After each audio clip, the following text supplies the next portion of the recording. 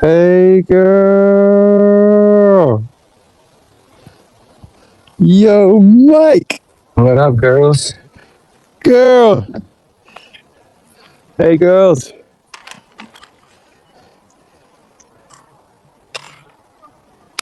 I heard you play that one before. I recognized the sound. I was like, oh, I know this one. Yeah. Putting out those beats. Michael, what's going on, girl?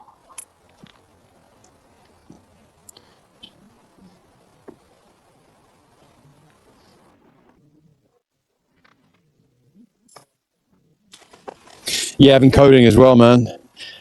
I've been holding it back. I didn't want to tell anyone because I'm kind of a big deal in the code. Whoa, why are you laughing? I'm kind of a big deal. Okay. If I said the words, Mike, yeah, you wouldn't understand. It's very like it's very like high level sort of stuff. So I mean, March Talk. Do you know March Talk? No, I didn't think so. It's just like I think that we are. You have to be in the know, you know. If you know, you know. Oh man, I've been doing. I've still been on the YouTube thing, man. I've been. Yeah, yeah. I tried. I thought because it's the only thing I enjoy talking about now. I've become a bit of a bore to pretty much. I mean, at work, I guess I have to talk about work, but I try and infiltrate them as well. So yeah, just trying to. I don't know. The space wasn't. I didn't really get onto anything. That YouTubey. Gigi turned up, and that was really cool to talk to him. He's super cool. I hadn't spoken to him in a while, and the other Mike was there. Semler. Yeah, I know. What?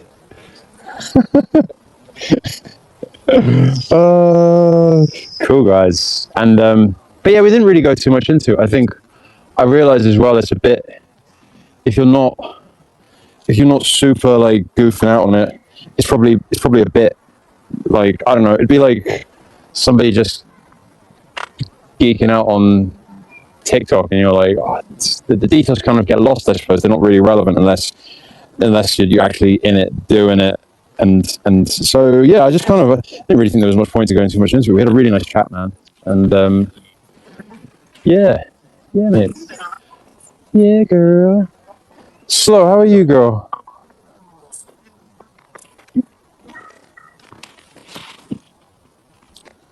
Slow.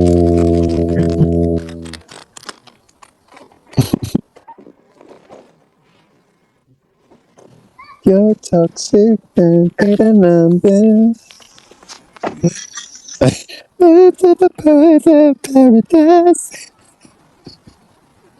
I'm addicted to slow. Don't you know that he's toxic?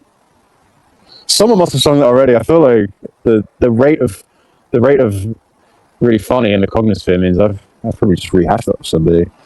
That's how unoriginal that probably is after all this time. But I did it. Nick.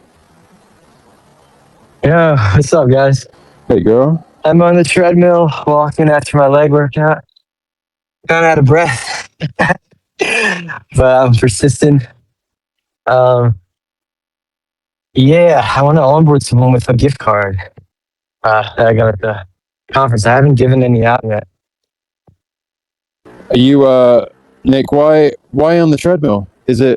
Why not outside? Just walking on the incline. It's right upstairs where I lifted, so I figured I might as well just do it. I usually walk around this trail that's outside my gym, so I'm pretty used to that, but I'm just doing the incline walk so I can burn extra calories on a high incline. Fair play, yeah. Finding hills. I've got one by me at work, and it's amazing. It's like a wet dream because you can do sprints up it. You can just do even walking, like anything is so good. But if all you've got is flat, you're like the tiniest incline just gets you excited. So I hear you, mate. Any way possible.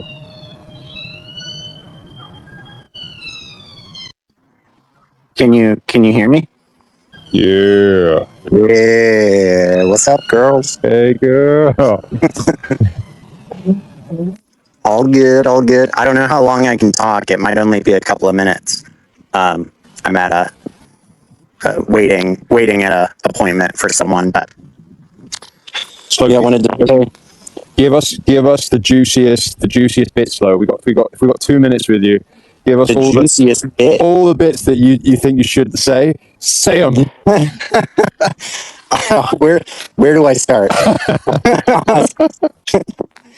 I don't know. I was gonna say something toxic, but to be honest, I forgot it already. So Damn it. I don't know. I don't know what I was gonna say. Oh, have you watched the Bronze Army documentary? I've not yet. I've not. Why not? Why not? Why not? It is a masterpiece. Why not yet? I mean, it's been like 2 days. You don't love us or something? You don't love us anymore? What is this? I thought we were in this together. I have sinned. Yeah. Forgive me, Father. I think you'll have a good time watching it, though. In all seriousness, it's a pretty funny bit. The yeah, it's 52 minutes long, but think of it as like you're going into a little movie. It'll be a good time. But That's epic. Who? the funny thing is, it really only took me like 2 days to put it together because all of the videos that you end up watching were like already made. So I was really just like stitching stuff together. Yeah, you'll see it. You put it on YouTube, yeah? Yeah. Sick. To put it simply, There's Nanolit never misses. no, it never misses. It's pretty. The documentary is pretty lit. Dare I say it? Nanolit. It is quite lit, indeed. Our bronze generals shine the brightest. I love it. I love it. I have to watch it. Oh, there we go. 52-minute long. Beautiful. What was the? There's a lot of good Easter eggs in there too. Like most of at least half, if not like 2/3 of what you see is video that Nenolit made. Just so you know, like this is largely a compilation of like the Bronze Army transmissions that Nenolit's been working on over the last 2 months. And a lot of people have been like helping do them too. So it's been like a really cool thing that's kind of been created by a lot of people's hands. So yeah, it's pretty cool. Yeah, this sounds like a bit of a museum piece already. They actually make me think of when I see the transmissions. Do you ever, when you're walking through a museum, they might give you like a little historical breakdown like that. I think it'd be so funny if we got bombed as a planet and they found like a Bronze Army transmission. They'd be like, oh, this is what's going on? This is what was going on? These people were savages. How did they even make it for this long? No, good on you, mate. Well done, man. You said it took you like 2 days. So that's a good innings, man. To put. Well, like I said, I mean, it's really most of the content is other. I mean, it's almost all other people's, but most of the videos that you see were already like put together. And like, luckily, I'm like constantly doing video editing shit. So like, yeah, it wasn't too hard to track down those videos and whatnot. Yeah, well done, man. But yeah, it's a lot of Excited fun. to watch it, mate. Really, Yeah. Slow filmmaker. There's a lot of Easter eggs and lore spread throughout these transmissions. They're pretty fucking hilarious, dude. Nenolit is really like he's kind of like a SNL director.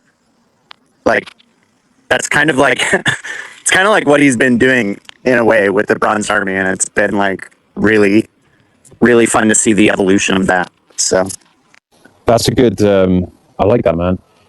It is. I remember seeing the first transmission I saw. I don't know if it was the first one. I did think like that does take like such a. You got to draw from so many different resources and like just like to be culturally on the mark. I think you know, like the whole sort of aesthetic is it does take, I think, a certain eye, and it's so I guess, yeah, big props to Nanolet. And I mean, all of you bronzes, all of you. Sick.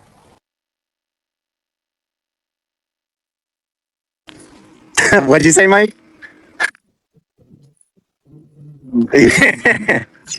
Yeah, dude. Yeah, it's great. Do you know what'd be so funny? It would be like thinking like what do they have for those war parades? That would be hilarious. Like a bronze parade walking down the street. Oh my God. Yeah. People are like, what's going on? I've heard like, where is it? In what's that town where you have Mardi Gras in the States? What's that? Louisiana? Something like that? I don't know. But the place where you have I don't know either. the Yeah, like a in the festival. South. Yeah, it's like the South Festival, right? And that if you, it's like a legal thing that if you want to make a festival, you get police escorts with you. That would be so funny. I mean, you can literally do anything for that, like SPX. I'm sure we've spoken that about on Space sometime, but they have to give you like police escorts. Obviously, you have to like go through the proper channels. But if you start, I think you only need like two people or something to get some police hype. Huh. Yeah. Interesting. Yeah. Interesting. Then I'm the least like useful information here because I don't even know what the place is called. But the Mardi Gras thing, the thing with the Mardi Gras. Yeah, You yeah. know? Mardi Gras is Yeah. a thing. That's a thing. And people do that thing Yeah, and they have a you've good heard of time. it. Whatever that thing is. Yeah, if you know the thing, then you know the thing. You know anything like If you know the thing, you know the thing. Like, there's not much else to say. New Orleans. Yeah, that's it, Nick. There you go. Context, detail. That's what I was missing.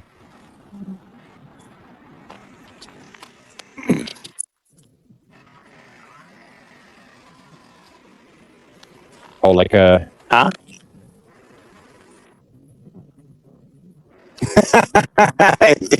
Yeah. A big blow up submarine floaty, you know, flying through the sky. like feet coming from underneath, just everybody walking under.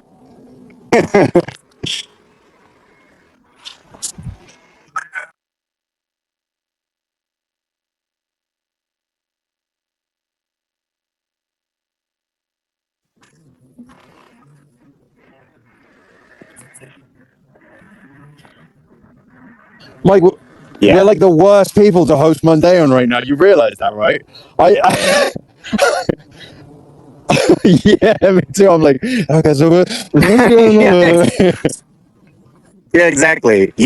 Now you guys bring people up to be like, all right, fill us in on your thing and what's going on over there. I think that means everybody needs to come up and feel the bit. Jasper, girl, you used to ride with us every second. Now I haven't seen you and feels like forever. Peer pressure, under pressure. Personality, you got to come up and chat with us, and fill us in. Otherwise, me and Mike are going to fall into a hole of extreme ignorance that nobody wants to see us in. Get up here, personality. Tell them about our adventures in South Carolina. Sorry, guys. A long time ago, we used to be aeons, but I've honestly just been feeling a bit antisocial. that's cool, man. It's cool. Yeah, What's but no, I do listen to a lot of spaces, but I haven't been here for 2 weeks, I guess. what's been hitting you in IRL, Jasper? What's been summertime, man? How have you been spending it? I've just been holding up my job, honestly, man. That's basically it. Just trying to, persist.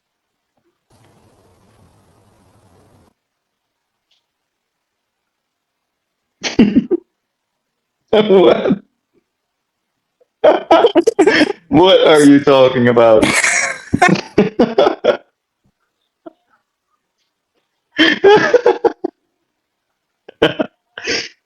I see it too. It's crazy. Everywhere I look.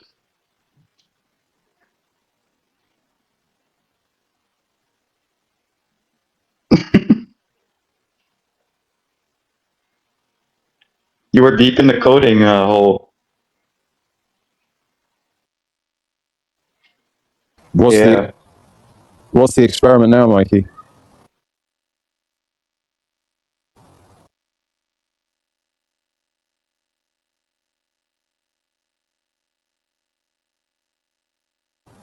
Busy Mike, that's a lot, man.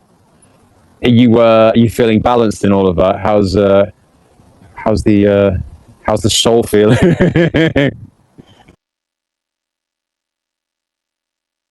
Always a good place. Always a good place. Right on the edge. I'm facing the inferno. It's you're the most efficient when you're just on the edge of burnout. You know what I'm saying? Like if you can just ride that line long enough. That's the You sweet can spot. flip the stock market. Yeah. If you could only harness the power of the edge.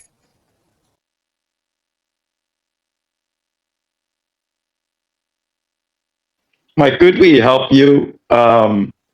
Like I'm not a good fight coder, but I did try some things, and I think it's really fun.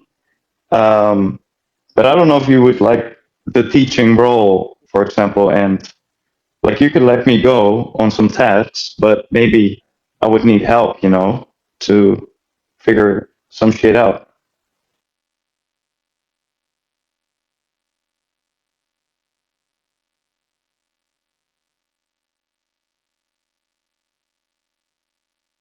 Right.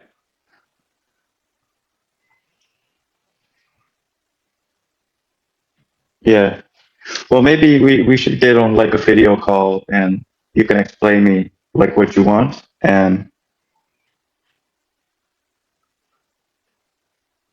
yeah, No, it's okay. I also forgot because I was busy, so it's really fun. you've been cooking too, so I see. Yeah.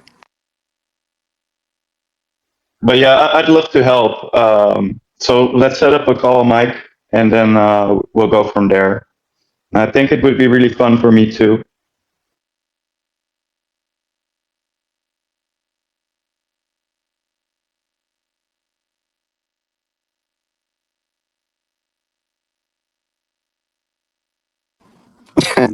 Hey, I can't code anything.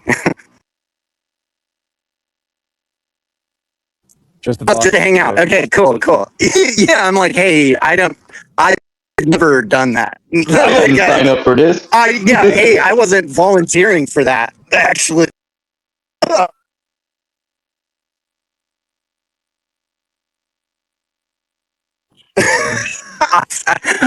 Put me to work, coach.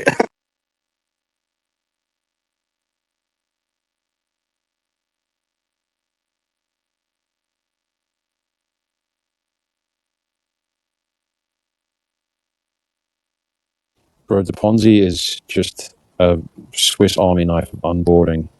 He's I was still just like, just when I met him, man, his character was so. I was like, bro, put this guy anywhere. He's got charisma, man. He's got so much charisma. I'm wondering what you guys are cooking up with the monk. Is it IRL stuff or is it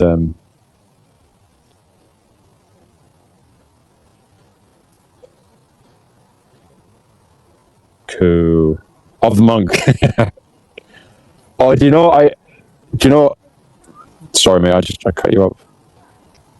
Do you know what one thing I thought was underutilized was the I think it was the commandments you guys had done, and there were so many pieces you guys had like props and stuff. But I remember in Amsterdam, I was thinking, oh, I think it was only at the end, and I was thinking, oh, I wonder if they forgot it and they brought it out.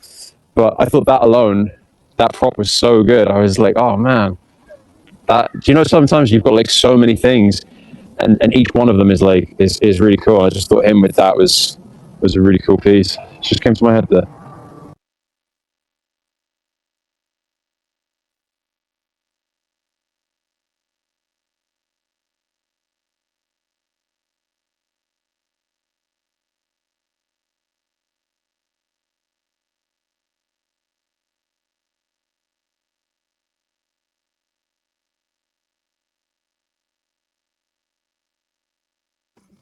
Yeah, man. Yeah, for sure. Like, I would almost pulled the trigger on a character before. I don't know why I didn't. I didn't create the time for it. It wasn't the priority. That could be fun, man. That could be fun. Oh, Plus, I get a sneak peek at what you guys are doing. does this character have a name, Seb? Yeah, in the beginning it was Seyfan Seb. It was a character that I'd already like. It's basically a Cockney character that I'd made for the previous community that I was in, but whatever. I thought I just deleted any remnants of that so nobody would associate me with that. With that. But I really like Cockney rhyming slang, so it does really well on socials because people just like it. I mean, at least here they like it. I think sometimes as foreigners, people can get the gist of it, but it's pretty like it's dying out here in a big way, and so it's kind of like a modern relic of like London culture. And so yeah, I was thinking to do something with that because I was kind of like building an inventory of words and then writing some scripts, and it's also quite cool because I think it's quite kind of clandestine language that because you can't. I've just been. I got some of my videos so heavily censored on TikTok, and I was like, man, this sucks because you can't just like you can't just say what you want on TikTok. They're censorship heavy. But I thought this could be kind of cool to kind of see if some of this language could fly under the radar, especially like making up some of my own modern Cockney and seeing if that could pass some of their algorithm tests. I just thought that'd be quite fun. So yeah, that's the character. So gotta give it time. Oh, Audacious is here. Audacious, she's Cockney Jingo Jango. Personality. Hey, girl. Hey, what's up? Yeah.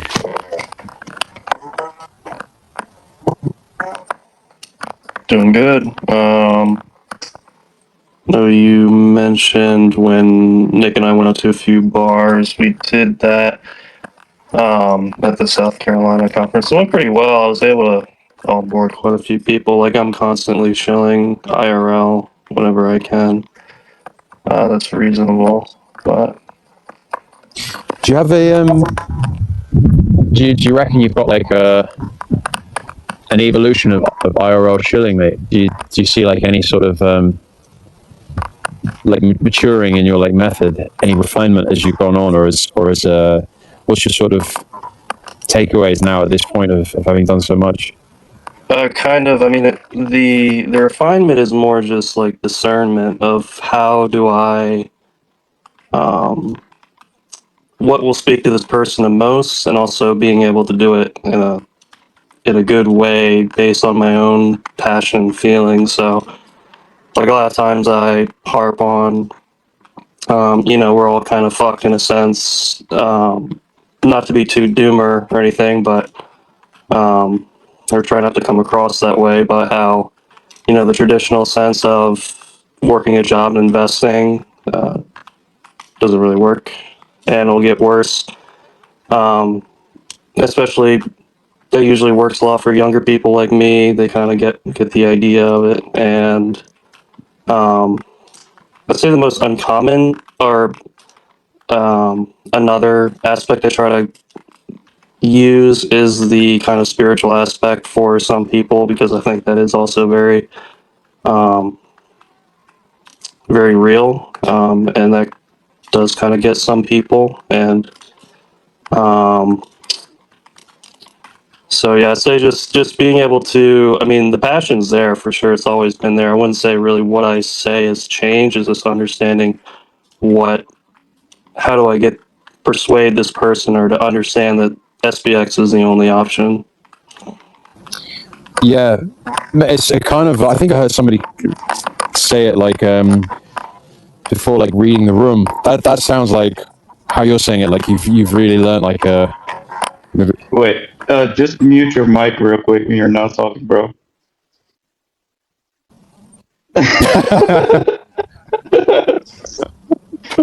No, I'm talking to the personality. What game are you playing, bro? Oh, sorry. You probably don't know. It's called Mountain Blade Warband. So I'm currently playing. Oh, we know. Yeah, We I don't know. Yeah, right. You don't know. Oh, Jasper, I could play. I could play. Yeah, me too. It's kind of a niche game. I took my mic away from my keyboard. Sorry for that. No, you good, man. But yeah, I was just saying, it kind of sounds like you've learned the skill of like reading the room. I don't know who said that before, but I thought it was a really nice. And that kind of sounds like what you're expressing. Like there's an ability to be able to see what is what's needed in each individual situation. Yeah, I think it's still the most important thing is just trying to convey why SPX is so important to you. Like it just has to come from within first on that aspect. But yeah, absolutely. And it might be like a simple show, like just to show like, yeah, it's the next Bitcoin. That for some people that's enough, there's so many different avenues you could take it. There's who were we talking with before? It was Blaze. I know because Blaze loves him too. We were talking about Simon Dixon and this fella talking about the spiritual nature, like you're saying there, of Bitcoin. And I remember when he said it, I knew that he was talking about not selling out his soul, and I could see that he didn't even bother to articulate. He just said, I appreciate this on a different level. And I had like this connection with him that was way, way more profound than any of the geopolitical stuff he was talking about. I was like, man, I respect the level of respect went up so much. It's so true. Once somebody just hits your sort of bonding spot point, you're just you feel like a sort of like especially because it can take you so long to sort of, I don't know, it can take you so many rabbit holes, for the lack of a better term, to get to that point. Somebody can put it out in like a phrase that you just sit there like it's the next Bitcoin. That could be someone's whole story behind it, like, oh, I can't wait for the next Bitcoin, I wonder if there's the next Bitcoin. And you go, bang, it's the next Bitcoin, and you go, oh. Yeah, I mean, I'd be surprised if there isn't something that SPX can relate to somebody. Like there's something, and yeah, just being able to figure that out is the tricky part. I have It's like the stock market, but with like 6,400 more SP. Right, yeah, definitely. you won me over, Jasper. If I wasn't an Aeon and I just jumped in at that exact point, who is this guy? I mean, the numbers is bigger. I mean, I don't see how that doesn't just immediately click, to be honest. Yeah, like, every mathematician we just win over, and they're like, Right, yeah. I just can't deny the maths. Yeah.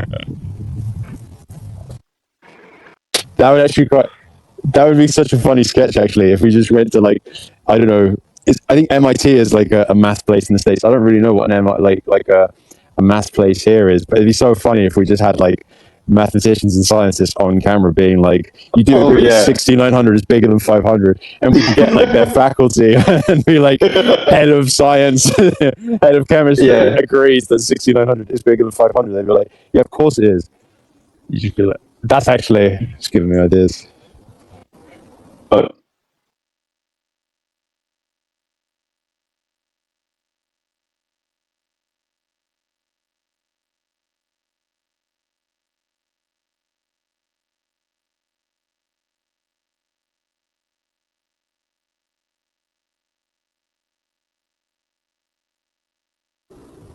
That would be good.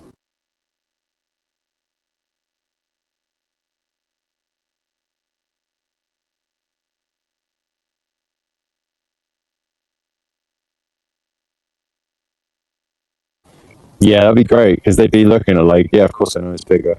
And then you just keep going. They're like, wait, what? What is this? Yeah, we gotta meme harder, bro. We gotta troll harder. I mean, that's definitely kind of what hooked me when I saw the headline of the OG website. Like thousands of people are waking up to the reality that 6,900 is a bigger number than 500. I think that was the headline. And I was like, Yeah, that's yes. such a good line. Everyone is finally realizing it's a just much so bigger good. number. Was that the moment it clicked for you, Jasper? You were like, damn, thousands. If it's thousands, then I gotta be in on this, you know? Yeah, I don't know, but Yeah. something about that headline just like, okay.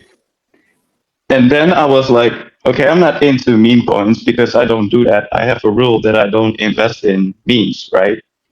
But I was like, if I would invest in a meme coin, this would be it. Um, and then I bought like a month later or something like that.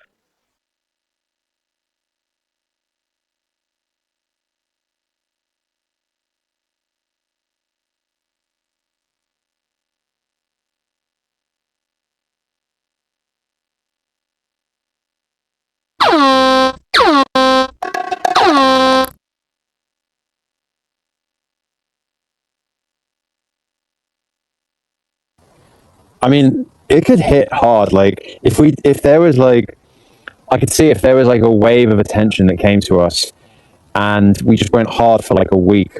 We could literally take any of the iconic catchphrases, and that would be a great one. And everybody just swarm all socials and just see if we could trend that phrase. I reckon we could. I reckon we could. I think our numbers are so insane. I think people would just be like, the new, like people want a new craze. They love a new dance or a new thing. We could just like one of the biggest numbers I can think of. So big. So big.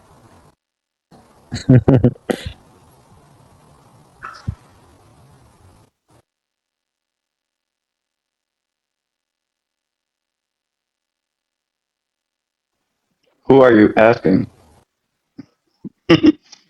I did. Who the fuck you talking to? Mike, Will you fucking clarify, please? you got something in your mind, bro?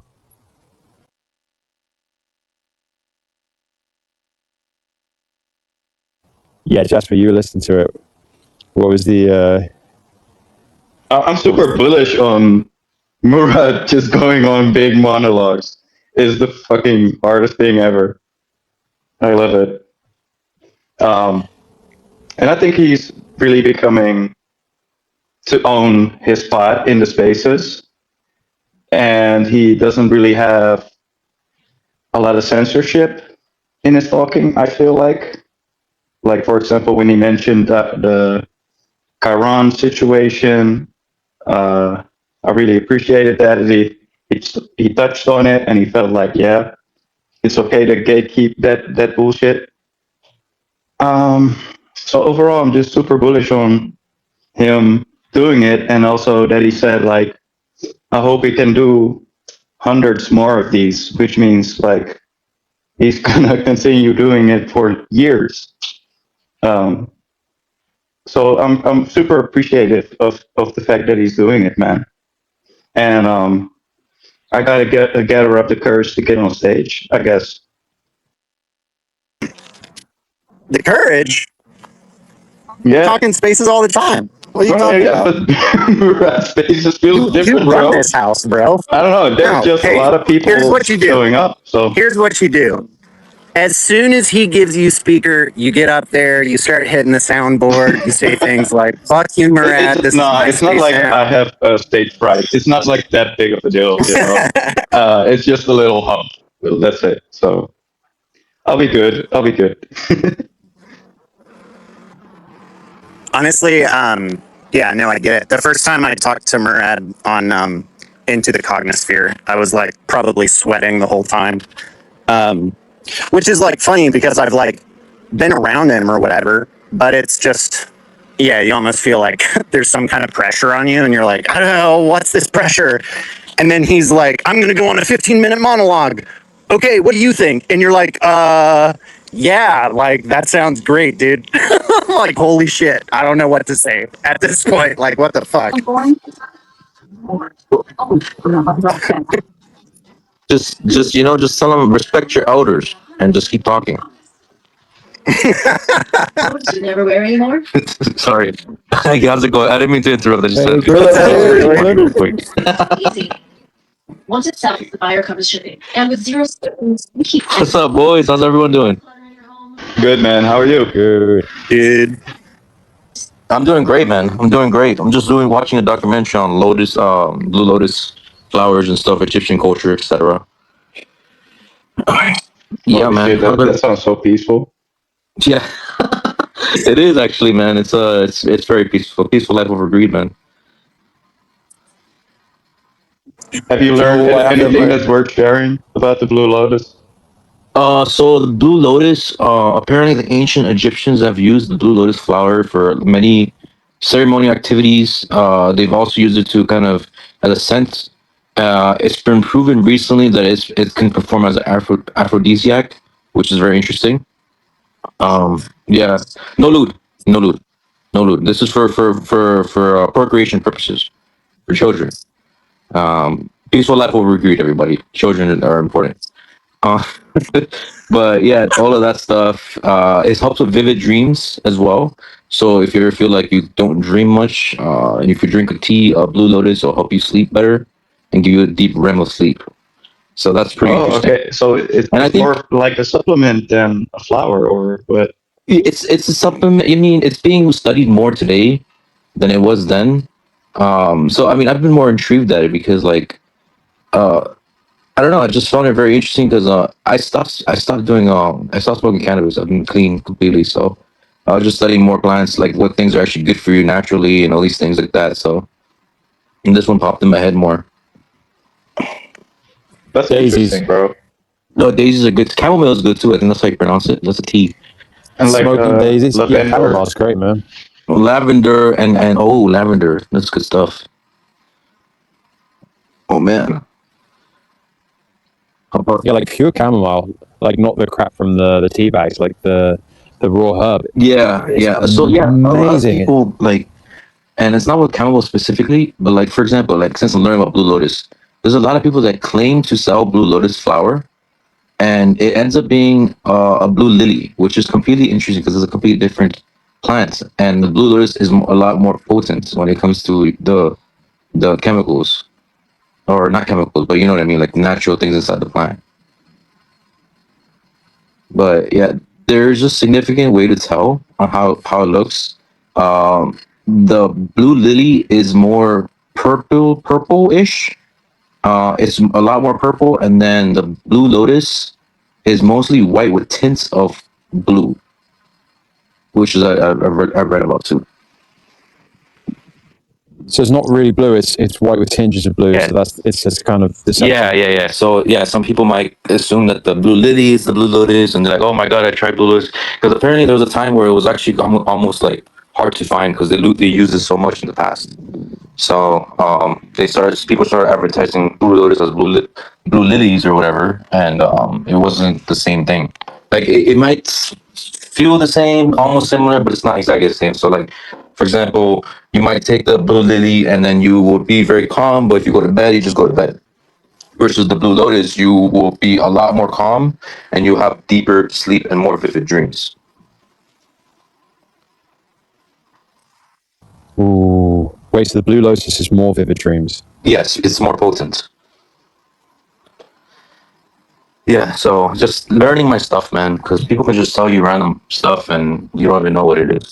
So you get like really trippy like dreams in your REM I guess yeah, I was stage? gonna say you don't get trippy. It's not psychedelic, but Like it's vivid ass like REM sleep dreams you can kind of like recall for, when you wake for up. me I guess. personally, dude, like I don't really dream much. And to be fair, today I actually had a dream and I still remember it. So it's not so much in depth yet. Like I'm getting there, but I'm getting dreams again. And it's been like a few years since I had dreams, at least 4. Dude, if you write them I've heard down, that. you'll never forget them. That's really cool about dreams. Yeah. I think that's why I remember this one because the minute I woke up, I sent the details that I remembered on a text right away. Yeah, I was into that for like a couple of weeks one summer when I was younger, and I still remember those dreams. Like those are like the couple of dreams that I still remember. Really cool. So when you say little, when you mean when you're little as Aeon or when you're a little one? I was like 14 years Okay. old, probably. Okay. Yeah. You dreamt you'd be a cute girl. Yeah. Dreams come true.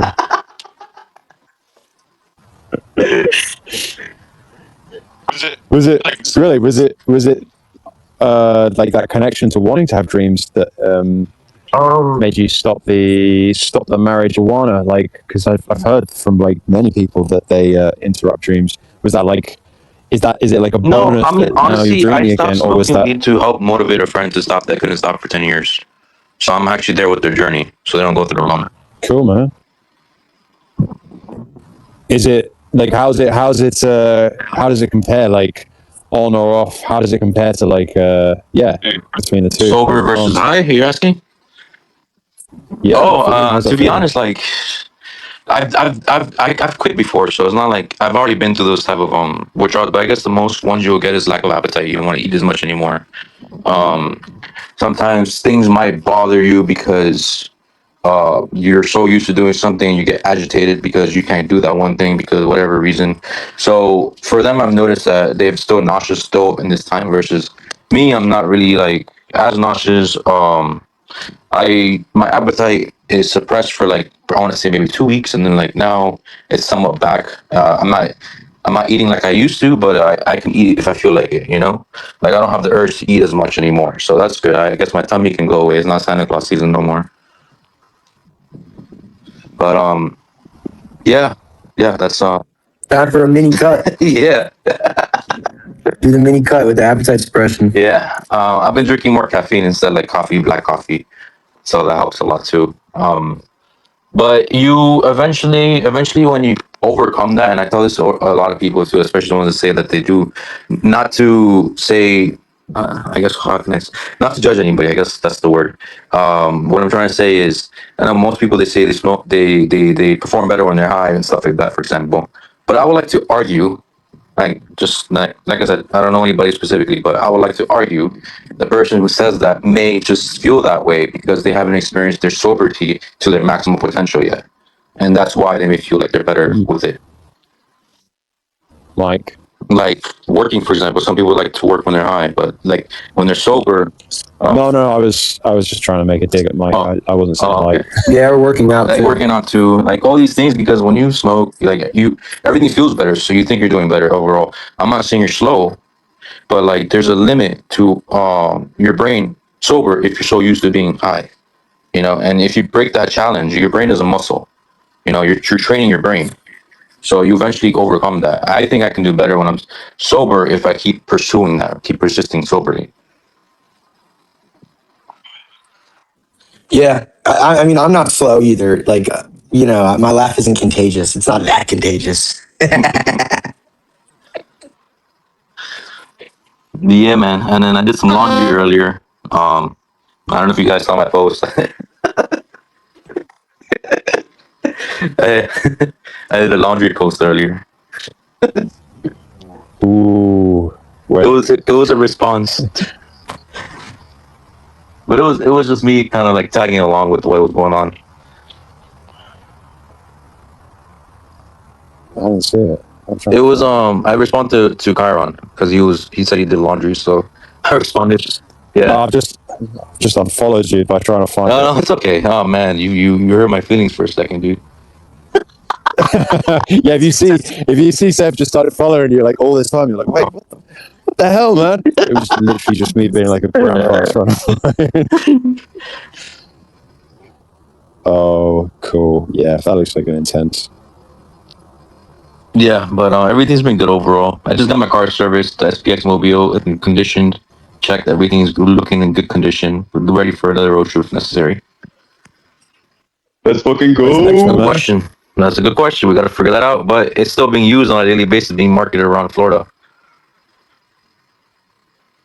Are you gonna take it to Miami? I live in Miami. I didn't know that. That's cool. I live here. It's already in Miami. It's like cruising around. People take pictures of it every day. Yeah, every day. Really? Every day someone takes pictures of it. Sick. Yep, Holy yep. crap. That's a fact. It's always a fact. Someone always walks by saying, "Sick car, dude." I'm like, you should go take a picture of that if they haven't taken a picture of it already. I'm like, yeah, just go take a picture of it and study it. It's powerful, man. Like, the power of one soul. You're saving souls, Grill Ape, for driving that car. It's like You're like I the bring joy Ghost to Rider of people's lives, and that's SPX. the most important part. And you bring joy to their life, Fact. and then you encourage them after you brought value to them to go ahead and bring value to your life by just taking that picture and studying something. But you brought value to them by bringing them joy first. And then you yell to them, better look into SPX6900, you fucker. Yeah, next time someone says, "Hey, nice car," I'm like, "Thanks for SPX6900 did that." I love that. But that's really cool, man. I bet it gets like a lot of eyes. It's really cool Yeah. looking car. Yeah, no, I enjoy it, bro. The reason why I ended up getting it is because, bro, my repair bills was gonna cost me like a down payment for a car for the Audi that I used to have. So I just traded it in, and I was like, let me just use that as a down payment. And I got a Toyota, so they're just way more inexpensive compared to that in maintenance. Yeah, they're pretty indestructible too. Yeah, dude, I'm so surprised. I didn't expect this. You've just been crashing into people. Yeah, I ran tried. into walls, bro. This is great. Another one bites the dust. I didn't think I'd lost this Yeah, long. no. What I'm trying to do is I'm trying to go 85 plus, like Back to the Future, see if it works, and like something things happen. Sometimes you hit walls, but the car looks good still. I mean, if you get on one of those highway chases, that is big eyes. Grill. Yeah, that's a good No idea. illegal. No illegal. We can't do Yeah, it. you gotta cut it. You gotta We'll create a fundraiser to video. bail me out after. They were like, damn, this guy's so connected. Breaking news: SPX6900 breaks out the Aeon guy. He didn't go back to the future, but He went back to the who's Caucasus. to say? But it's such a sick car, man. I appreciate it, bro. I want to do some more designs to it. But the thing is, wrapping is not cheap either. So I want to make sure I do it right the first time. But I wanted to like add something with Project Aeon to it as well for like other people to look at with like some type of art. Oh, what, like more design on the side? Yeah. Like, I was also thinking about putting it like on the quarter window on the back, SPX man peeping out and looking at you, like on the quarter window, and just like staring at you. And then you can have like Lumi with the bow and arrow just aiming at him with an arrow, like a little angel, about to shoot him. That's why he's peeking his head out to see you won't get hit. And you can see his miserable face because he knows he's gonna get hit if he doesn't come, if he comes out of the way. And then you just write Project Aeon somewhere. it's good branding, man. I'm just not a good artist. I'm a visionary, but I'm not a good artist. We got loads in the community. Yeah, and you know what? Whoever wants to help me out, DM me. I'll send you a picture of the car and then give you the idea. And if you want to help me, that'll be great. I can draw stick figures. Make a So you tweet, wanna pick it bro, out? and we can all retweet that shit. Yeah. Yeah, definitely. Yeah, man. Save Grill Ape from the Yeah. stick, Well, I can do stick man for designs, but that's not the official. That's just a mock-up, so the artist can see it and understand what I'm saying. They'll come back to you with just like the same stick man, but they put like shadow behind it. They're like, what'd you think, bro? You're like, Dude, I have so much like creativity, bro. Like, there's also one thought I had, which would be later on, because like the hood, obviously, like it's white. But if you get a carbon hood, for example, right, and then you get a clear wrap to protect it, obviously, but the clear wrap says 16900 all the way through, like in matrix codes, and then you can easily see it in green. Like, it's just my brain constantly thinking. yeah, I mean, would you ever? It kind of sounds like a canvas, like somebody's body. Yeah, it is literally what I'm thinking about, because I don't really like. Yeah, I have some tats, but I don't like to have my whole body. But I like to get creative on cars. Do you remember like there was like the whole car thing in the meme space, like in the beginning of the meme madness, Like that was a big thing. People were driving around and doing like basically what you've done. But that was back then. That was like a big deal. That's crazy. I've only seen one person on drive around with a Doge mobile. At least from my remembrance. But I can see that being a thing, bro. Because the more people that do it, whether it's like a small sticker, but in general, more people are gonna see it and discuss it, even if it's like simple. It was so like now you just have it and you're just like, yeah, I drive it every day. It's like it's so matter of fact. That's actually just blown my mind a bit. Is back then it was a big deal. There were things like the meme machine and other cars, and then obviously they all just fizzled out. But people would just lose their mind because there was a car with branding on, and and there was an absolute troll of a KOL who would get tattoos on their body, and those sort of behaviors. But when they're done in the cognosphere by the aeons who have got the tattoos, it's just classy, and it's so funny that was like that could move people's emotions so much. And I think the impact is no less. It's just very, I just think it's very matter of fact in the cognitive. Like the way you're just like with your car, you're like, yeah, I've got this car. I've got SPX on it. It's sick. It's amazing. And I think that's just how rich the cognosphere is, man. Just hit me there. I was like, holy crap, we've got like all the amazing bits that were ever way more better than them. There's terrible grammar there, but way more better. Yeah, bad grammar.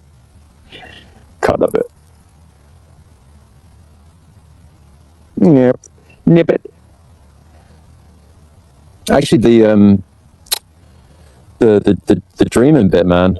I've been listening to this fella called, I can't remember his name, but his name is he has a channel called I can't remember the name of the channel, but it's really cool because he talks about the dream stuff. And what was I watching the other day? He was talking about attention and how, I don't know if any of you guys have ever tried this before, but trying to keep your awareness as you're going to sleep. So like, and then it makes you consider how much awareness you actually have during the day.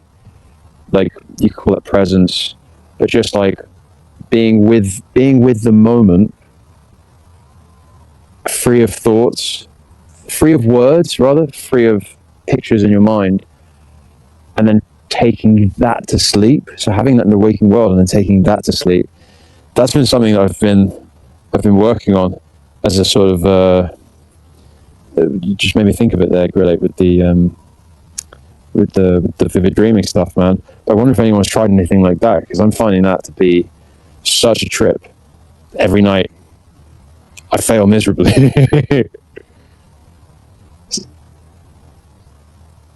Yeah, every night. Yeah, I like journal, like Jasper suggested. I keep a journal, and I have some pretty decent lucid dreams. But I've been trying to go like, I did at one point have a thought of going astral for SPX, but then I thought, I don't know if I'd want to advertise it because people in the astral are, there's a lot of forces going on there. But I do think that would be a really cool contingency of SPX is to have, because I do genuinely, though I've not seen them on the astral plane, I've not yet, Bro, consciously gone what there. do you mean by going astral? I don't know what it means. So like,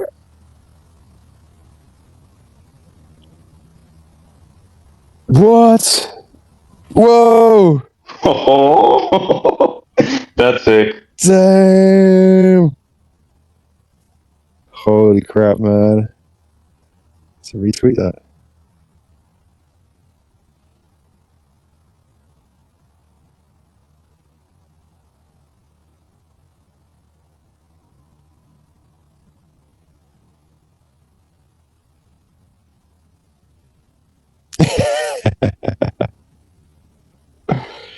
Bro, he's got such a sick aeon. Holy crap. He's done well, actually, because I know he was saying that was his branding, which I agreed with. I thought, like his picture is his picture, people recognize Bro, him. did he make it with But I think that's a really... Mike's Aeon builder?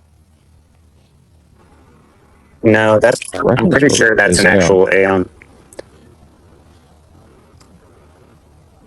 I'm fairly certain It's just like that's the one he pulled up and said was his favorite aeon. Which actually, the color scheme goes well with his background. Right. That's Yeah. like, why didn't he put it on earlier? Yeah, seriously. Yeah, come on, Moran. He's been teasing us this whole time. Barely looks any different.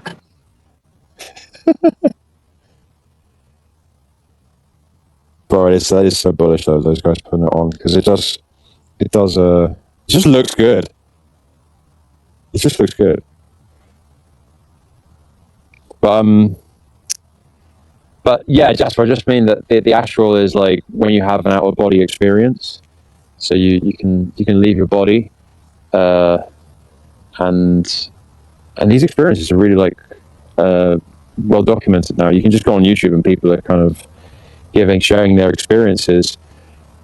And I also believe that with that plane, there are people, say like Larry Fink. I can imagine Larry Fink walking around with, if he's not himself tapped into that space, then I can imagine him having personnel like security on that plane. And like a Donald Trump. I think that you couldn't, because otherwise you could just go to I might be losing people here, but you could just go to the actual plane and then just start like putting your butt in Donald Trump's face, and that wouldn't be on. So you, so they got to have like the lizard people running lots of the world, and the lizard people can do it, but also there are people who are probably not lizard people. I don't know what they are, and if they can't, like, so I remember this one lady saying Hillary Clinton was after her at one point, so like witches and stuff like that. So the idea is that I'm also being serious here. I genuinely believe that the attacks that will come to SPX will confuse people. That's how such sophisticated manipulation happens. That's one realm of how it happens. And so I just thought, how cool would that be if we had like our own sort of peaceful, protective forces that would be in like different realms. And I mean, yeah. So that's been part of my thinking of how can I go to sleep and stay awake while I do it consciously. It's like an exercise. So I just wondered if anyone had. Aren't you gonna wake up and feel like super tired? Well, the idea is that it's not, our consciousness is never tired. It's our body that's tired.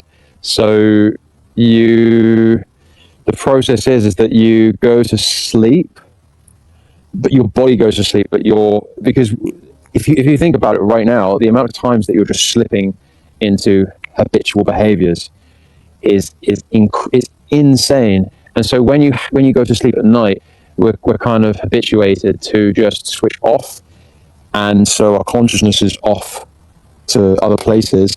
And the idea is to become more aware, so that we are more awareness as we kind of cross the veil, if that makes sense.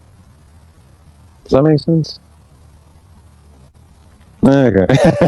Anyway, as I'm like, we can move on. I just thought. Yeah, sorry. I just Could you like start from the beginning and just? It's cool. It's cool. So Cool, dude.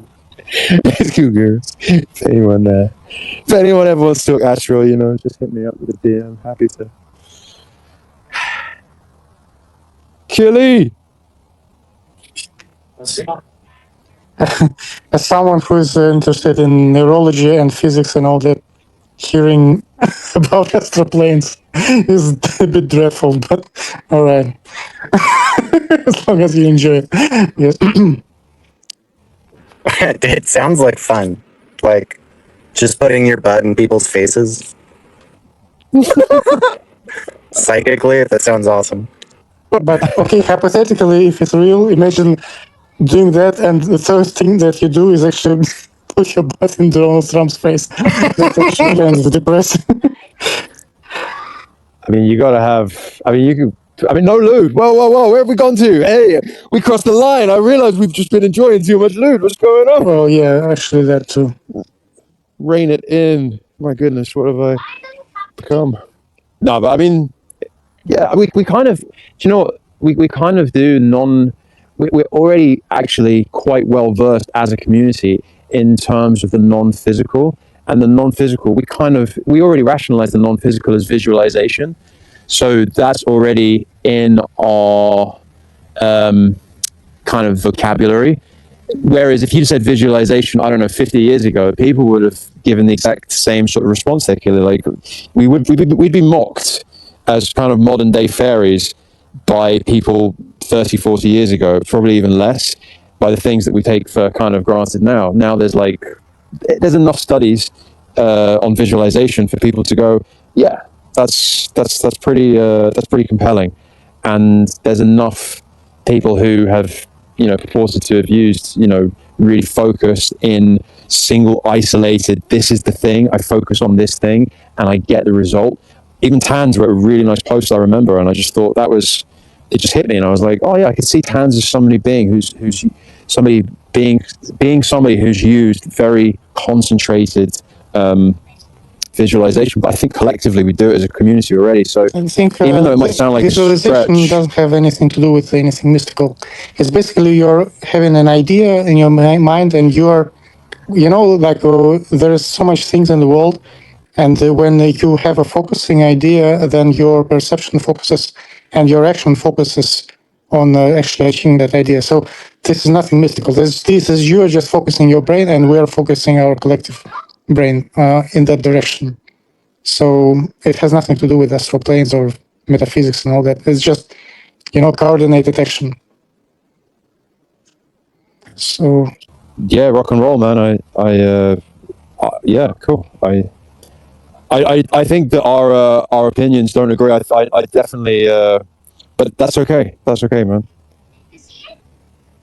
I've been thinking about it for some time. So I think, like, for instance, I just call it a focuser or a focusing idea, and anything can become it. So, like, for instance, religion or football, and that actually is required for society to work, because, like a social species, like humans, they need to focus on something to create something. So, for instance, like if you take a city, right, you have to imagine a city before actually building it, right? So, and it's a collective effort. No, not one person can build a city. So, that's like an example of this thing working in the physical world, coming from ideas. So that's nothing mystical. It's just how it works, actually. How do you, Kelly? Like, I'm curious, man. Like, when you think of flipping the stock market, what does it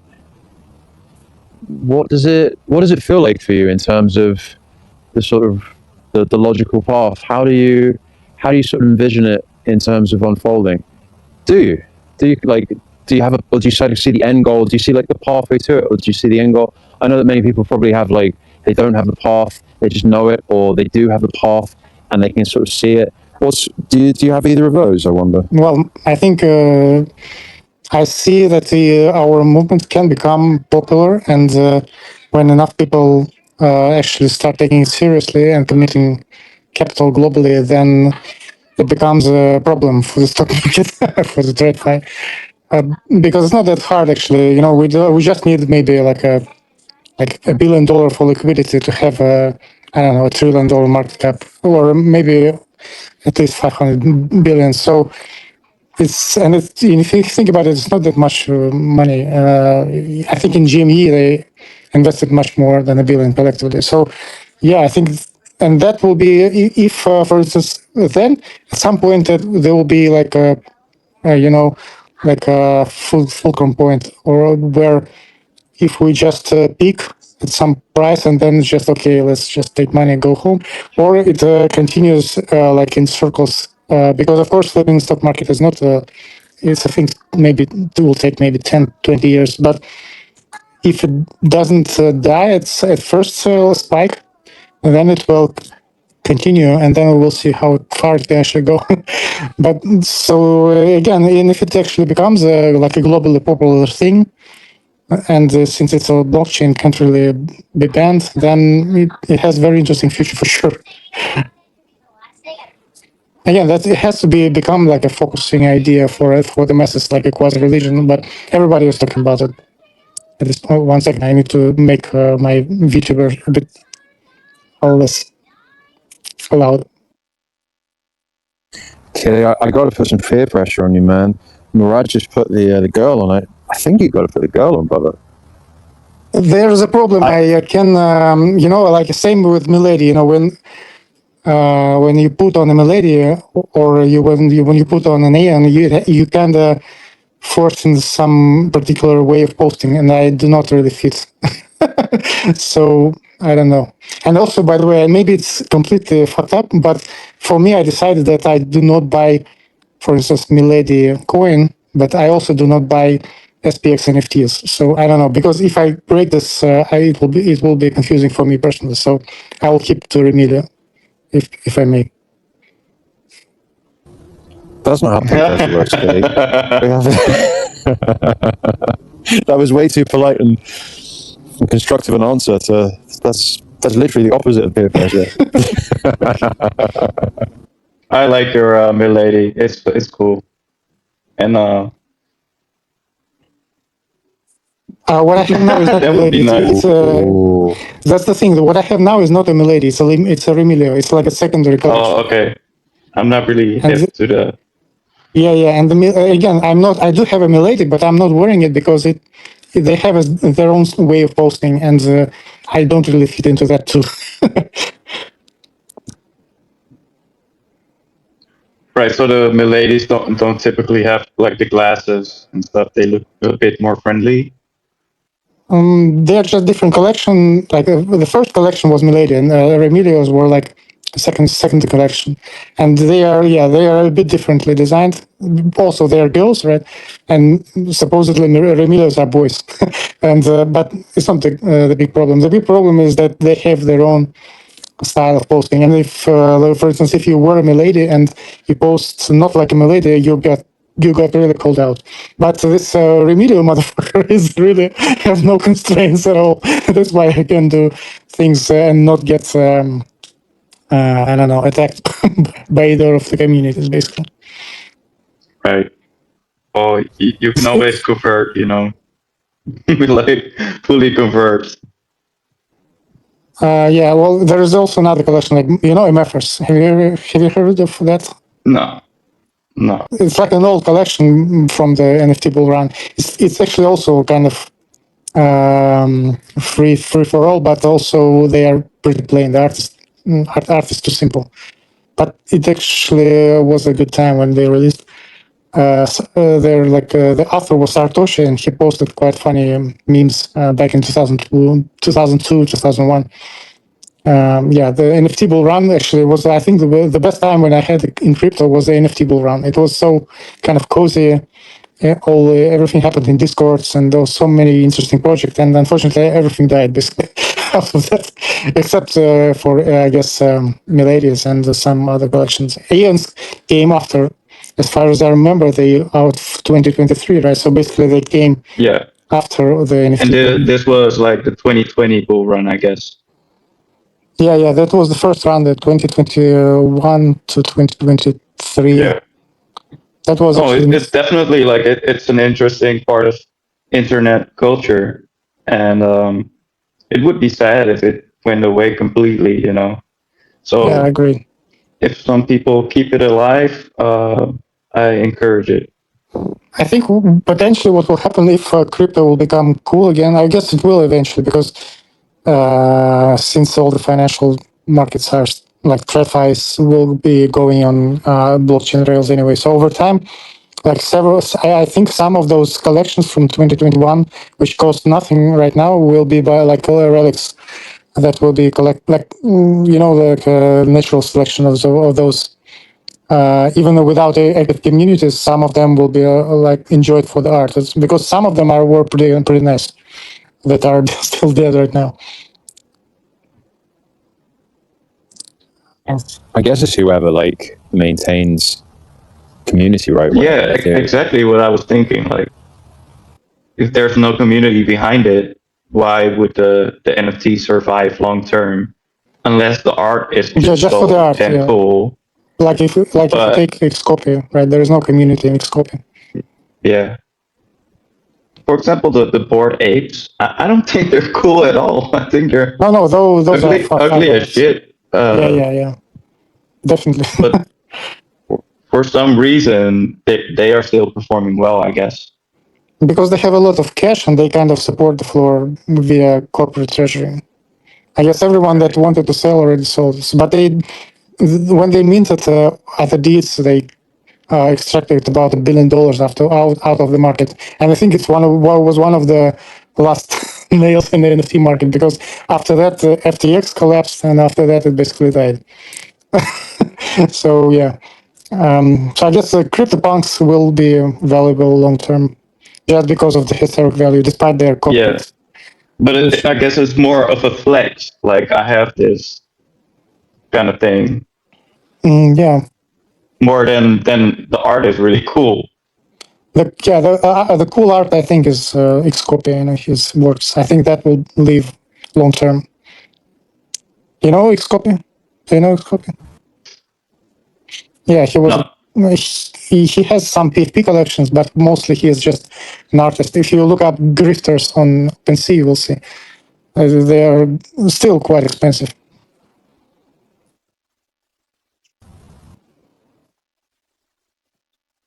Yeah, I think they need like as well. They don't need, but like if I think about like really long term community, they do have.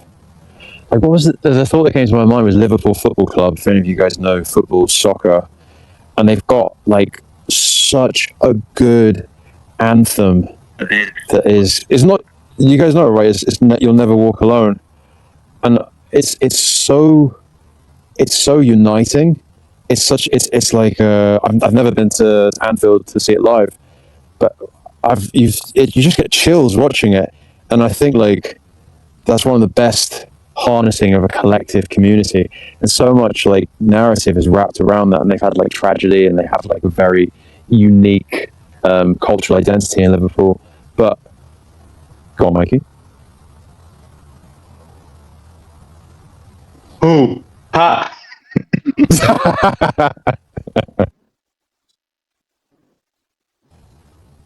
Mike, you could do that. You if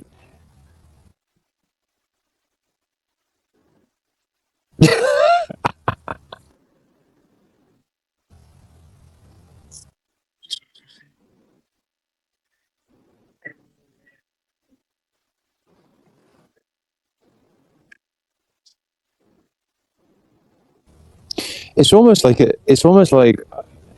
I don't.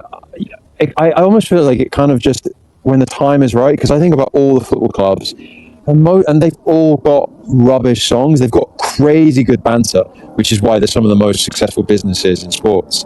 At least here in the UK, I can't think of outside, but then Arsenal Football Club, excuse the background noise. Arsenal Football Club, in like the last I don't know 5 years, then had their own song that also made me think, holy crap. And he was just an Arsenal fan who was a singer who made a song. And then when I heard that, I was like, holy crap, Arsenal have now got the second best football song I've ever heard. This is a contender it's so good. And they're singing about North London. And I'm from South London. And I was like, damn, I almost want to be from North London, but I don't because I don't want to be from North London. Because it's rotten up there. You don't go north of the river. But Except there's some really cool guys there, and they have a really cool anthem. that's it, Joshua. They got some cool things. But they I don't think they could have planned that. That just came from someone who is, who had grown up. And that's taken generations to build. But I wonder, like, natural selection, it might not be a song. That was just one example. But I do think things like that are just magic. And that there is something different about those clubs because of their song.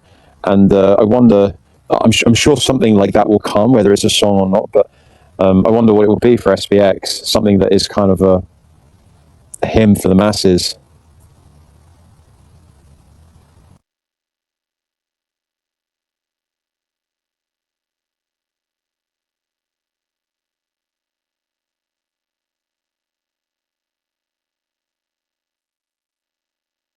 Yeah. No, you said it right. Premier League. Yeah.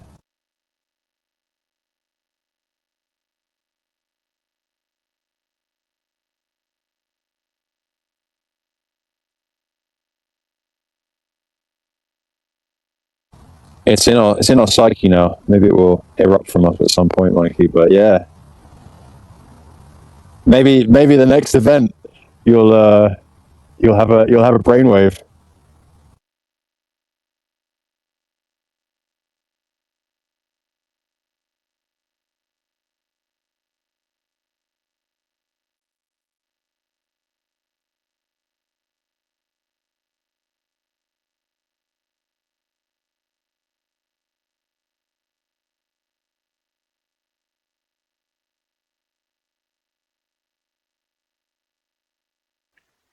Yeah, Irish. Have you been to Ireland?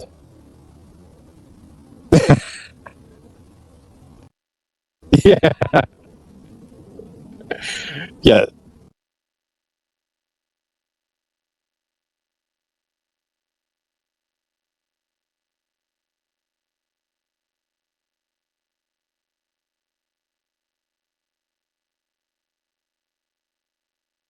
yeah. They're so like such cozy culture.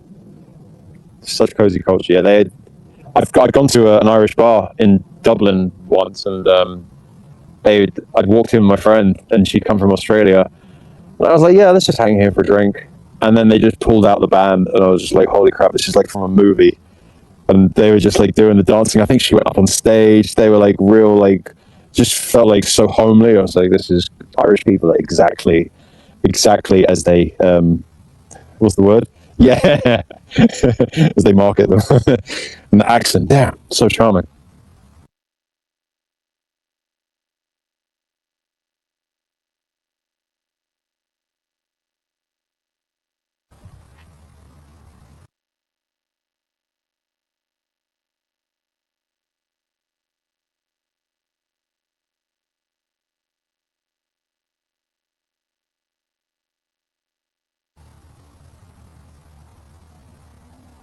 It's cool to be stuck on stuff at the moment. That's not. I don't know. I think being like single-minded is really cool. Oh, I was saying before, like we were saying before. Like, I think it's kind of a superpower.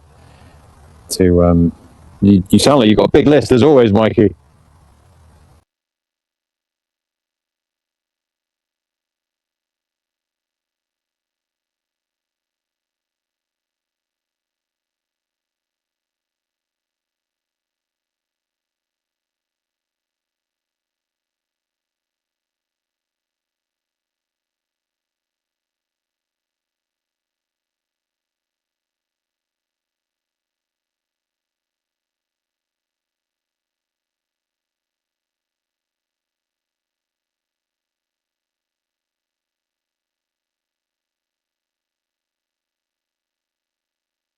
But it's felt I think like the effect of it. By the way, jump on up anyone if you want to come in and join the conversation. Um, but the I think it's felt so much like I think you feel it when you've done something that's really, and I think you put a level of care into it, and you know that it's going to get. You just know that it will get. It's almost like a guaranteed formula. It's actually crazy how easy it is once you can see it and you just create it and you just lock in and you just say, I'm going to do this, and you can already foresee the appreciation of people who know that you put care in. So you got that to look forward to. Well, you always have them. You've got like a useful stream of stuff that comes out, and I think it's appreciated, man. I know when I see your stuff, I know that it's like big investment, man.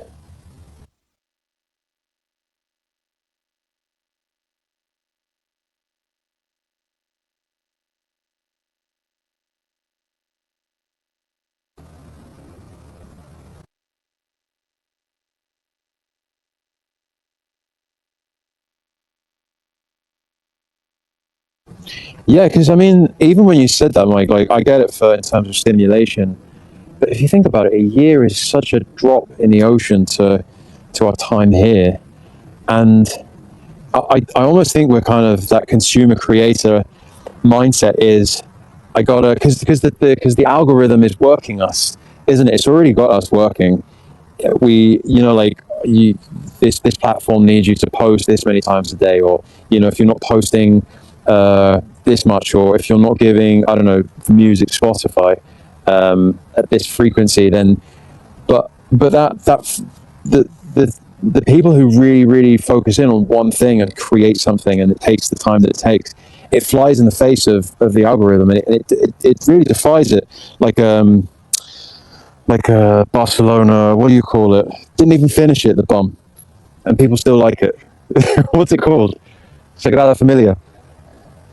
Yes, the the unfinished piece, and I really think like the time is the time is almost. I think time is irrelevant to the process. I think job's not finished. Yeah. Exactly. Sagrada Familia.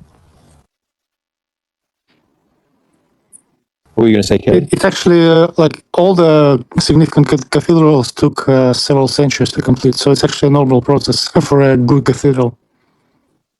There you go. There you go. Yeah, so it's not like an outlier. It's actually just because they don't build them that way anymore. It's the last one, I guess. And it's like there you go. It's like a relic of the time when things just took time. And I do really think we're conditioned to be very like I've been thinking of this word anxiety lately. There's an anxiety if it doesn't go out, then it won't be received. But I think that's like snuffing out the full potential, because I think when you've made something that's incredible, it's a body of work. And I think even the idea, like, what would be so bad in spending years and years and years on one thing? I mean, obviously we need to be able to live and sustain ourselves and food and stuff like that, all the important stuff.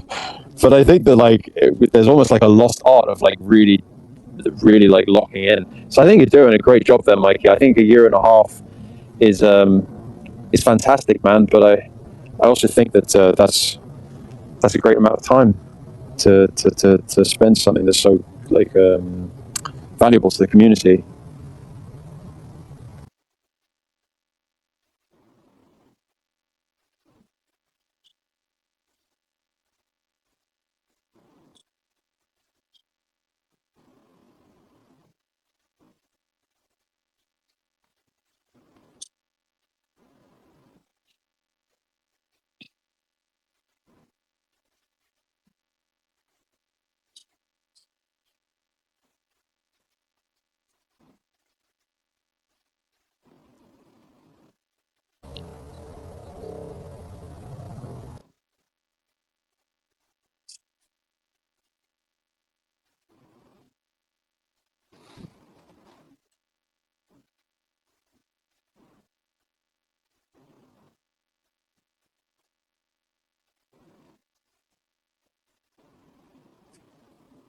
Definitely, man. There's a question for everyone here. What's something that everyone's had that you feel like it's going to take a long time? What would you do if you just removed the time element and you just really went into it and you just did it for the sake of it just being a body of work that you're really proud of? Wonder if anyone's got any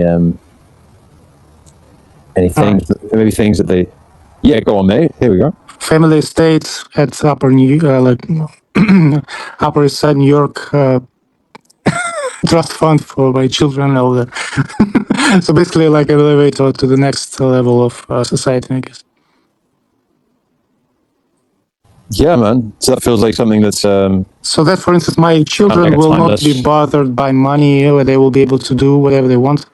Because I think that it's kind of strange that we survive so many generations, and yet so many families have to start all over each generation. Like, it's kind of strange. Like, people are kept restarting their financial situation every generation. It's kind of stupid, even, I think that's that we should, like in our lifetimes, we have an opportunity to fix this with SPX, so that our children can pursue whatever they want, like build the long-term stuff without thinking about bread. Not just because they want to. I want them to be like flashing their wealth or whatever. Just for them to be able to work and create something without thinking about food for the rest of their lives. And kind of, I come from like a lineage. Well, it sounds a bit dramatic, but basically, in Russia, right? Several of my generations were actually successful generations of my family, but the government keeps resetting each 50 years. And you lose everything. So it's kind of stupid. Like in the States, it's actually more linear, right? If like, of course you can lose everything, but at least it will be on you, not because the system resets. Like for instance, I think in the beginning of 20th century, Bolsheviks took away huge wealth from my family, and then when the USSR collapsed, we were part of like intelligentsia, which was also destroyed, debased, and then these 90s were also. My dad was a pretty successful entrepreneur, but then basically Putin happened. Like, I mean, in his worst iteration, I mean, the first two terms were all right, but then he returned in 2012 and debased again. Like the whole middle class was destroyed because of the sanctions and all of this. Like it's hard. It's a long story, but till there, yeah, everything is reset again. So now I have to do it all over. Yeah, it's so funny. So, but yeah, I think we will have a great chance here with SPX together. Doesn't matter which our background. We just need to keep persisting and create a basis for our families further on.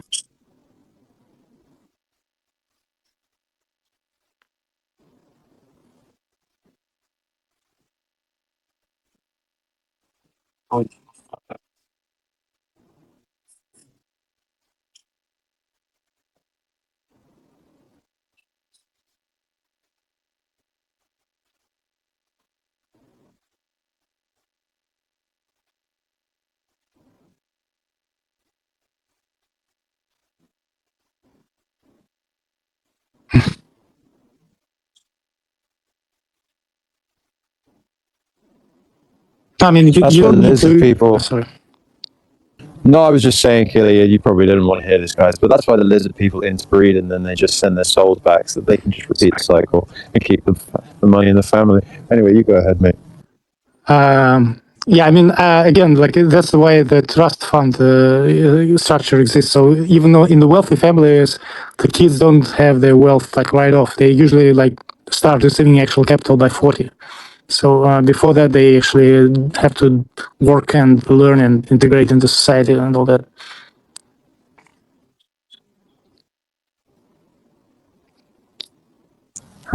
Jasper, how about you, brother? Sorry, girl. Where's my manners?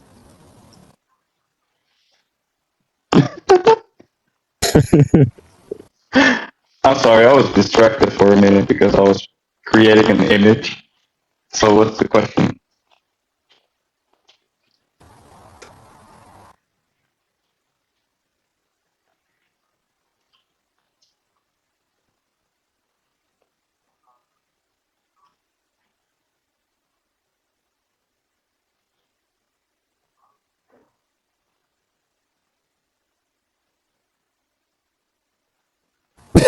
I mean, that wasn't my original question, but I like the change of question. Yeah.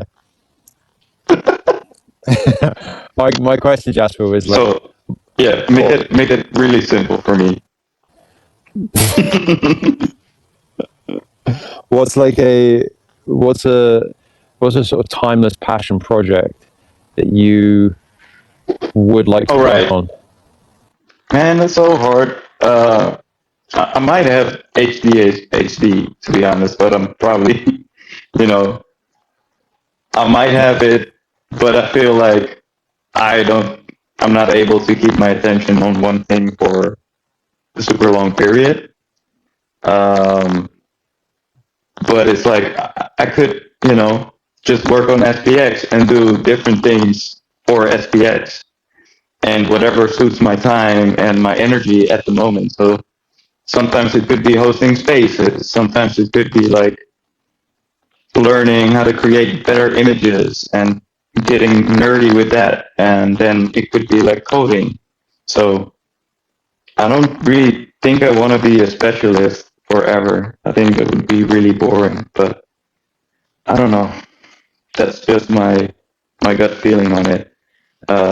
It's not like if I had the time, I would write a novel or something like that.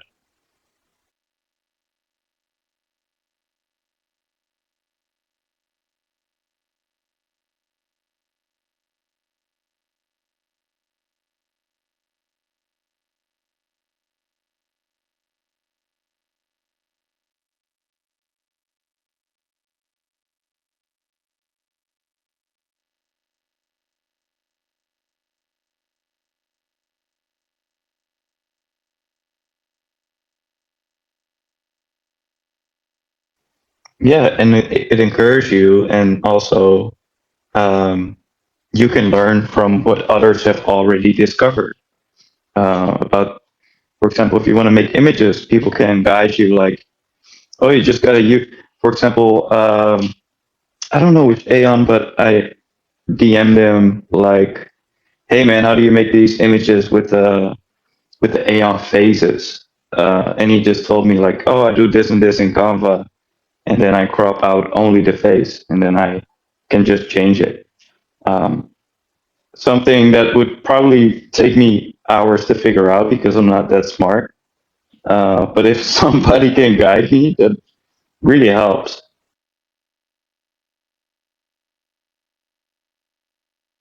Yeah, pretty well resourced here. I said it to someone at work the other day. I said, do you know what would be one of the smartest things that we could probably ever do is get out of, like, go to a nice part of London, put on something nice, and just go and schmooze with people and just build networking groups. And I was like, holy crap. I learned to do that with SPX, but I don't have to put on a dumb suit. And I can just be like, I can just be goofy with like, with like, with my friends. And that's like super, super cool. Like, but I do think that I realized I was like, holy crap, I've actually already made that opportunity because, like you're saying there, Jasper, there's so many, like just people who just have skills and knowledge that we don't, and vice versa. We can all like that. The network support is so powerful. Yeah, and that's kind of also what brings people together because then you got something to accomplish together, and that might turn into a friendship for years. Because you already have some common interest. There might be something more. You already like SPX. Yeah, There's a lot of commonalities, and I think it's a friendship generator. If you look at it that way, but you gotta open yourself up and get out there and contribute and just find your way. Just do whatever you think is best to do.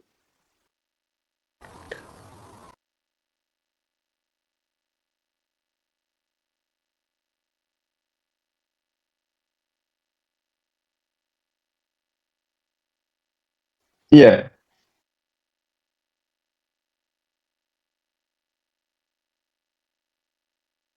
Like subreddits almost.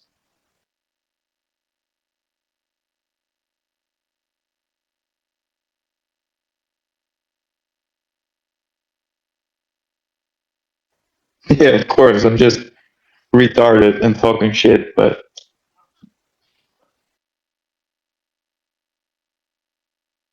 we really gotta start thinking about how to use the terminal as like a central communication unit.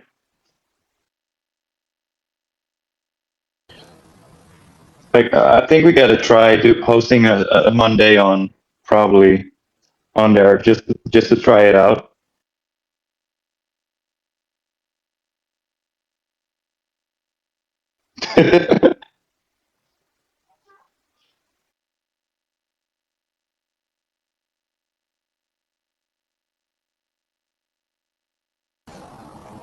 I Yeah. my personal thought is I reckon So when is an app like that's just going to be made by a mystical person? Well, Mystic Mike. If it becomes an app, I do think the barrier to entry becomes way easier, because I think everything on a browser is a bit more tricky, and I do think that is I do think that if you ever take it to app stage, it's pretty, in my mind. I wouldn't even bother to come to X outside of just communal things. To me, like, it would be the Telegram and Discord and Spaces all rolled into one. It would yeah, that's my personal take, man. I think you're like,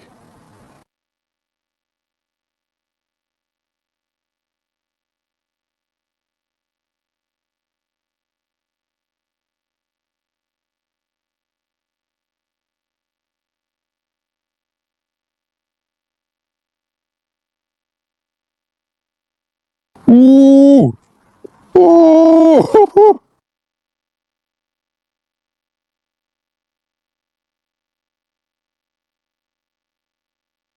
What? My Yeah, God. that would be next level.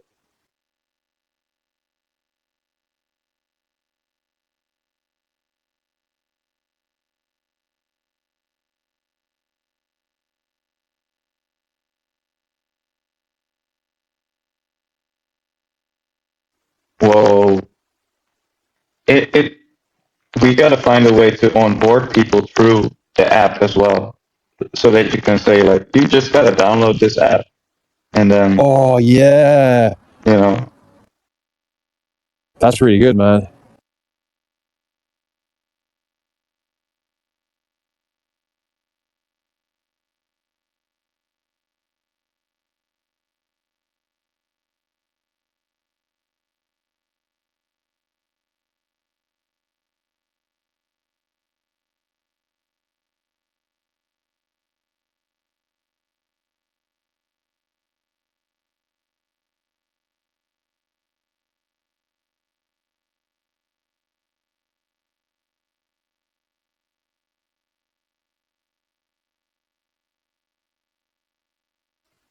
yes, that's doable. We could set up a funding, and if everybody just jams in a few bucks, we got it covered. So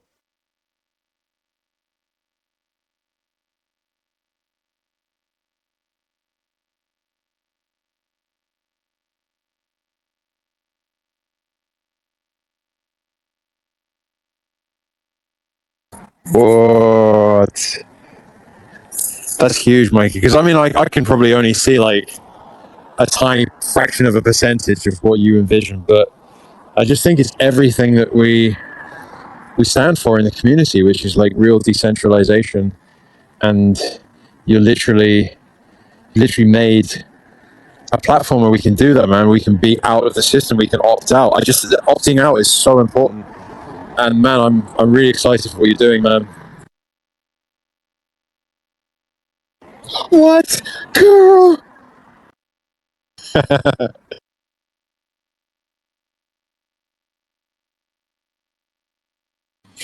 Yeah.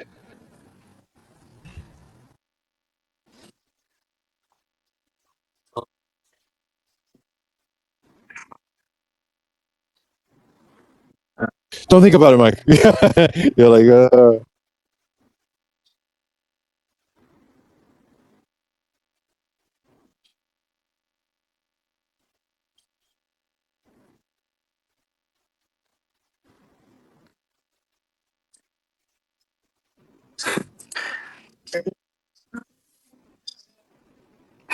By the way, it's funny. I've been working also on something, but it's not for public consumption. Unfortunately, I've been working on improving like my OPSEC, right, about the wallets and all that. And and unfortunately, I cannot explain I mean, describe everything. But in the view of the recent cold card or whatever.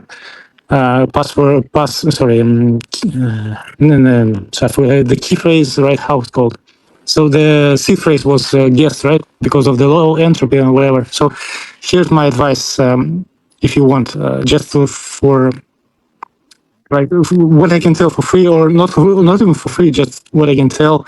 For instance, see, you just need to create the seed phrase, it like off a ledger device, or and then you need to create the passphrase on top of it, right? So it's a BIP69 or whatever. So, but the key moment here that on that seed phrase, you do not touch any address. So even if like a hacker from the future, whatever, guesses your seed phrase, he won't be able to tell if it's a new one or it's an old one, because if there are no transactions, even if he guesses your seed phrase, he will not be able to tell it from a real one or from just a new generated one. And all of the transactions should be on the passphrase addresses. On the blockchain, you can't really tell. And of course, you need to save both of them correctly. And how to save them, I will not discuss. Everyone decides for himself. But I guess the key moment here, that way that if you don't do any transactions on the main seed phrase, then it becomes invisible to the hackers. Even if they guess it, they will never know if it's correct or not. Do you understand? Did I explain like more or less understandable or not?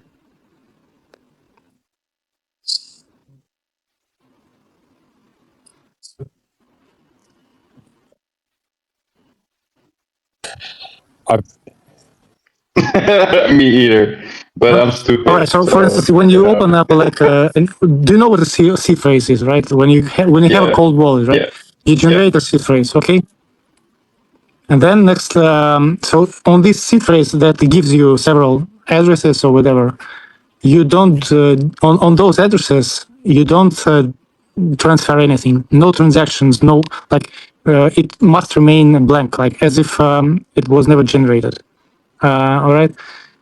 On top of that seed phrase, you create the passphrases, which in Ledger is called passphrases, but sometimes it's called passwords as well, but it's misleading. So passphrase is BIP39, I guess, if I'm correct. So the passphrase creates another set of addresses, which can be accessed only by inserting the first correct seed phrase, and then on top of the correct seed phrase, the correct passphrase, right?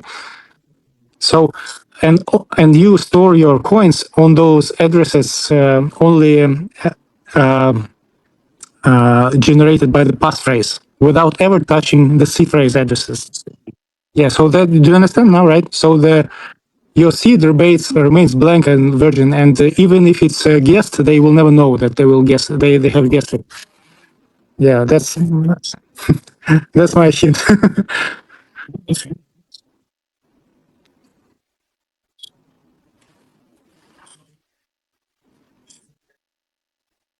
Not only storing the coin, but any transactions, like the main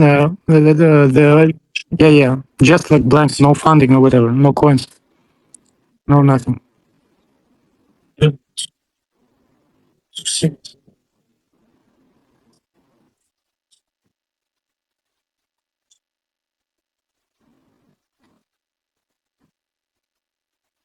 The seed phrase where generation was guessable, in short, and it was due to like software issue in back in 2021.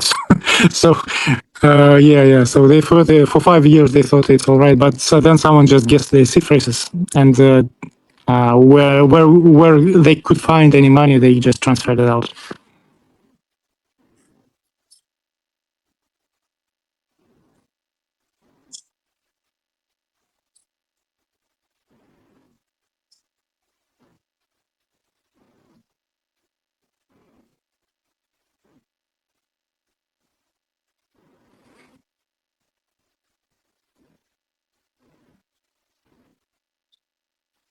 Yeah, it's a good like for most people, exchanges or ETFs are the way to go. But ETFs, we don't have ETFs on SPX, right? So, and the exchanges can actually, if we actually go significantly, then they can actually cancel buying. So it will be only left on chain. So there. it will be interesting to see how it develops. But again, nothing can stop us. But as exchanges, they can interfere, unfortunately, to a certain extent. Of course, if the most of the supply, like if the exchanges have less than like 1% eventually, like in several years, then they can cancel all they want. It still doesn't really matter. But the main source of price will be the liquidity pool on ETH.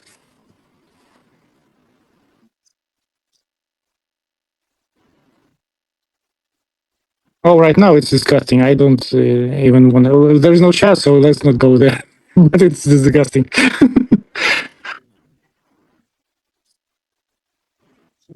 Yeah. That's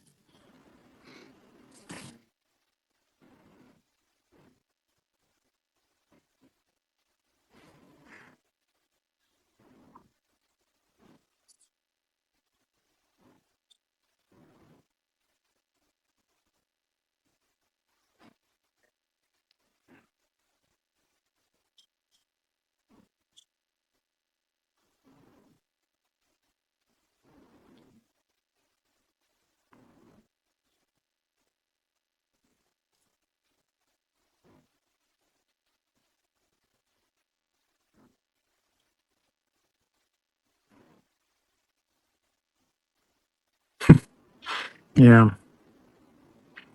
Yeah, to be fair, I'm still doing stuff like walking out of my house with SPX logos on me.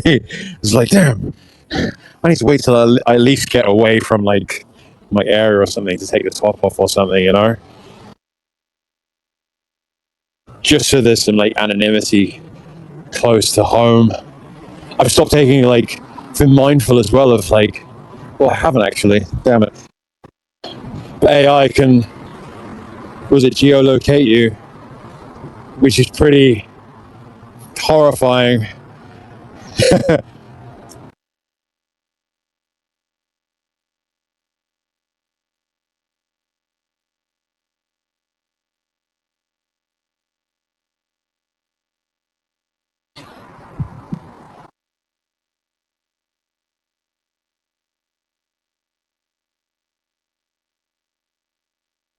Yeah.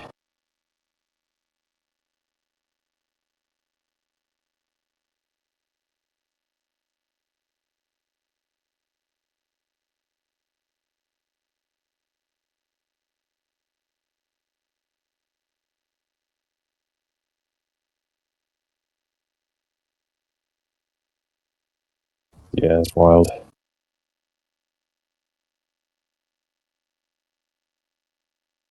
It's okay, girl. It's okay that we're buds. But I'm going to say I have to skedaddle in just a moment, but I see you, Spacey, and I just want to say big congratulations. I've not had a chance yet to send love, but hey, girl, Oh yeah, and congrats. huge congratulations. Yeah, sending big love to you and the family, and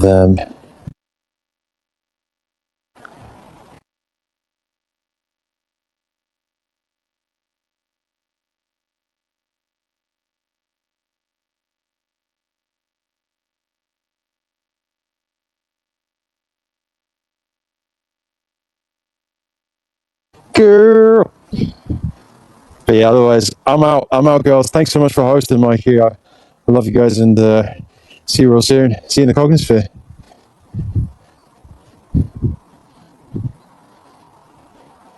Ooh, yeah. Yeah, same. Likewise.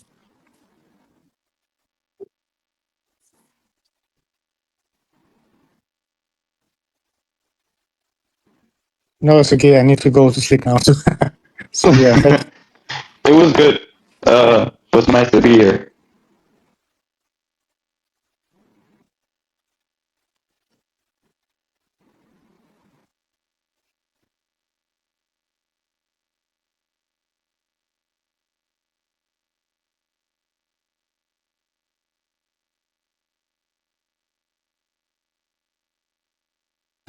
Love you, girls.